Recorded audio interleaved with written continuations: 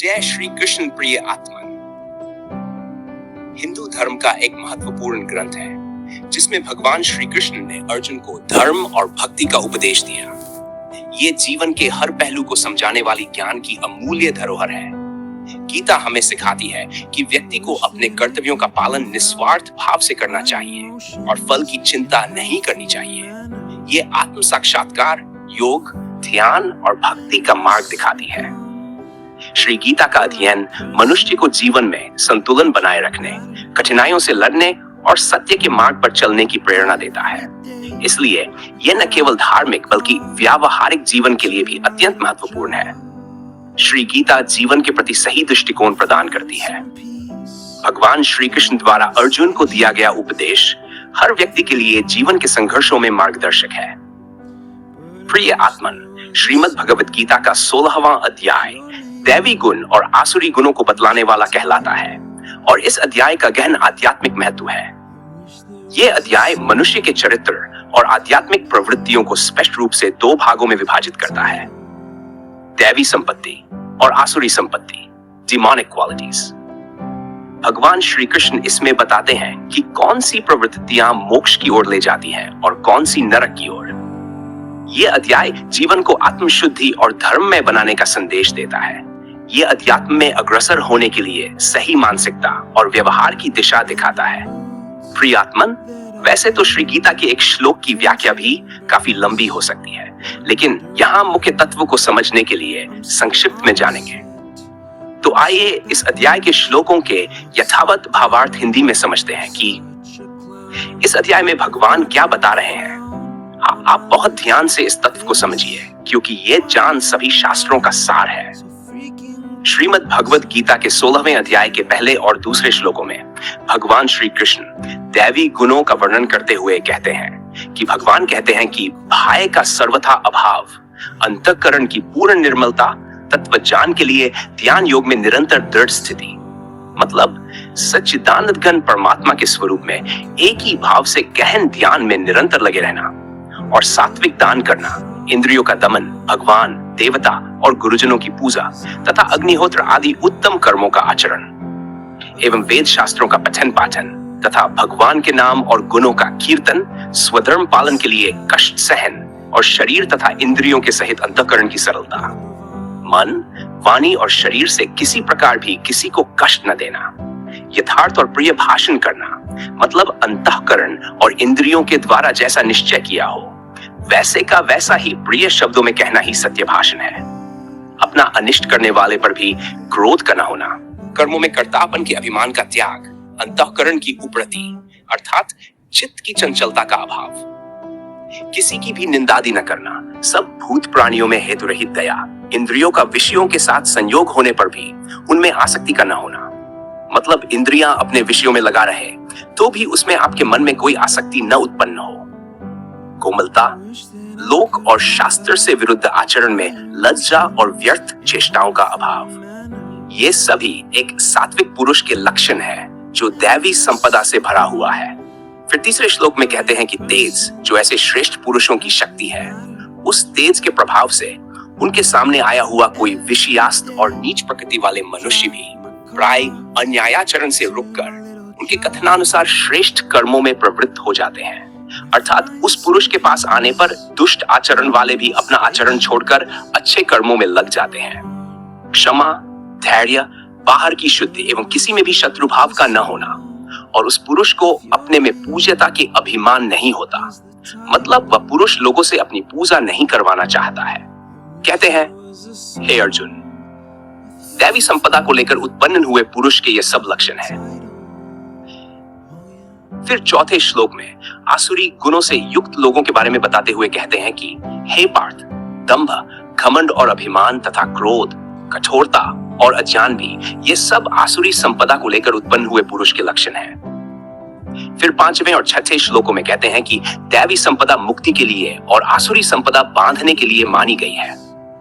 हे अर्जुन, तू शोक मत कर क्योंकि तू दैवी संपदा को लेकर उत्पन्न हुआ है। कहते हैं, हे अर्जुन, इस लोक में भूतों की सृष्टि यानी मनुष्य समुदाय दो ही प्रकार के हैं, एक तो दैवी प्रकृति वाला और दूसरा आसुरी प्रकृति वाला। इसीलिए गीता ग्रंथ महान है। यहाँ भगवान ने पूरे मानव को केवल दो भागों में बांटा है, एक दैवी गुण वाले और दूसरा आसुरी गुण वाले। कहते हैं कि उनमें से दैवी प्रकृति वाला तो विस्तार पूर्वक बता दिया हूं, अब तू आसुरी प्रकृति वाले मनुष्य समुदाय को भी विस्तार पूर्वक मुझसे सुन। और फिर 7वें, 8वें और 9वें श्लोकों में आसुरी गुण वाले मनुष्यों के बारे में बताते हुए कहते हैं कि आसुर स्वभाव वाले मनुष्य प्रवृत्ति और निवृत्ति इन दोनों को ही नहीं जानते, इसलिए उनमें न तो बाहर भीतर की शुद्धि है, न श्रेष्ठ आचरण है और न सत्य भाषण ही है। वे आसुरी प्रकृति वाले मनुष्य कहा करते हैं कि जगत आश्रय रहित, सर्वथा असत्य और बिना ईश्वर के अपने आप केवल स्त्री पुरुष के संयोग से उत्पन्न हुआ है, अतएव केवल काम ही इसका कारण है, इसके सिवा और क्या है।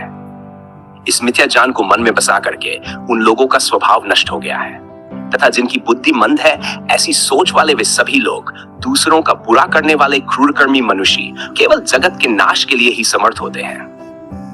फिर श्लोक 10 से लेकर 12 तक कहते हैं, ऐसे वे दंभ, मान और मद से युक्त मनुष्य किसी प्रकार भी पूर्ण न होने वाली कामनाओं का आश्रय लेकर अज्ञान से मिथ्या सिद्धांतों को ग्रहण करके भ्रष्ट आचरणों को धारण करके संसार में विचरते हैं, तथा वे मृत्यु पर्यंत रहने वाली असंख्य चिंताओं का आश्रय लेने वाले होते हैं, विषय भोगों को भोगने में लगे रहने वाले होते हैं और इतना ही सुख है इस प्रकार मानने वाले होते हैं।